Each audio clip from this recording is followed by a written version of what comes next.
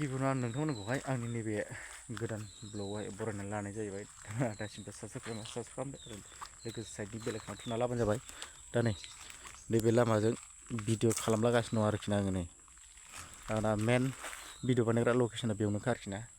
दा आङो आंनि दिनैनि नैबे माने भिडिअखौ लाबोनायनि खारनानो जाहैबाय दा नोंथांमोनहा थाम्बनेइलाव नायनानै मिथिखाबो जानो हागौ मानो होनोबाथाय दिनै इउपिपिएलआ माबायदि राजखान्थि खालामगासिनो दं आरो बिपिएफआ माबायदि राजखान्थि खालामगासिनो दं। दा नैबे दानि जानाय जे बिटिसि इलेक्सन बेवहाय मानि बेबो मानि बेनि पार्टिखौ बखियो आरो बैबो बैनि पार्टिखौ बखियो।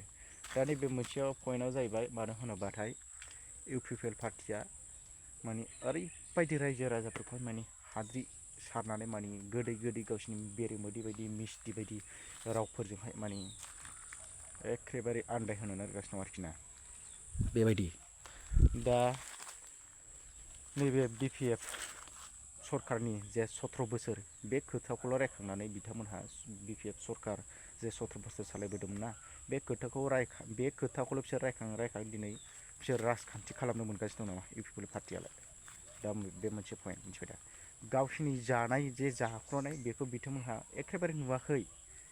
गावसोर सोर सोरनिफ्राय सोर स्टुडेन्टफोरनिफ्राय थाखा जादों बा सोर स्टुडेन्टसफोरखौहाय बा सेंग्रा सिख्ला लाइमोनफोरखौहाय जे साख्रि होगोन होननानै बेसेबां जाख्ल'दों बिनि गोरोन्थिखौ गावसोर नुवाखै।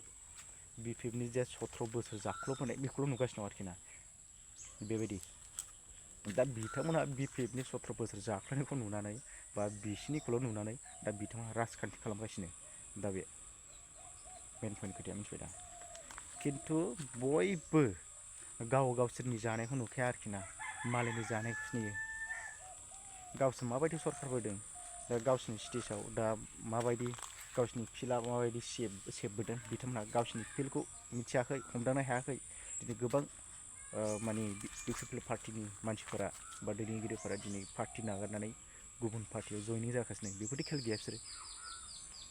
बेसेबां मानसि गाबोगासिनो दं उनजों बिसोर सिगांजोंल' थाबायलांगासिनो दं खिन्थु उनजों माबायदि जाबोदों बिथांमोनहा खेल गैया आरोखि ना बेबायदि जागासिनो दा बुंनो थाङोबा इउपिपिएल पार्टिया बे नैबे बिटिसि इलेक्सनाव सरकारा माने फैनाय नंला बे रोखा आरोखि ना। दिनै गोबां मानसिफोरानो रायजो राजाफोरानो दिनै दुखु मोनदों। दा बिथांमोनहा बिपिएफ पार्टिनि जे 17 बोसोर जाख्ल'नाय बेखौल' खालामनानै बिथांमोनहा बे खोथाखौल' बुङै बिथांमोनहा राजखान्थि खालामगासिनो। खोथाया जोब्बाय बिसिना मिथिबायना बे 17 बोसोरानोसै बिसिना बे 17 बोसोरखौ बिपिएफआ मावबोनो हायाखै नोंथांमोनहा मावदोलायना। बिपिएफआ जि 17 बोसोर जाख्ल'नानै मावनो हायाखिसै नोंथांमोनहा 5 बोसोरजों मावनो माने थांखि लादों बा खोथा होदों मावदोलायना सिरि सिरि मा दरखार रायखांनायनि। बिथांमोनहा दा बिपिएफफोरखौहाय माने मोजां मोनहोनांगौसो रायजो राजाफोरजों मोजां मोनजानाय खामानिसो मावनांगौ। नाथाय बिथांमोनहा 17 बोसोरनि खोथा लानानै माने खालि राजनितिक खालामगासिनो आरोखि ना बेबायदि। दा आं एफाबां माने जावनो साना जावनोबो गोसो गैया आरोखि ना।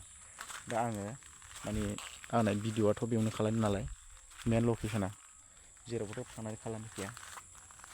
दा बिथांमोनहा गावसिनि जे जाख्ल'नाय बिथांमोनहा बेखौ नुवा आरोखि ना गुबुननिखौल' नुगासिनो बेबायदि। बुंनानै लाब गैया बिसोरखौ बुंबाबो जेबो जाया।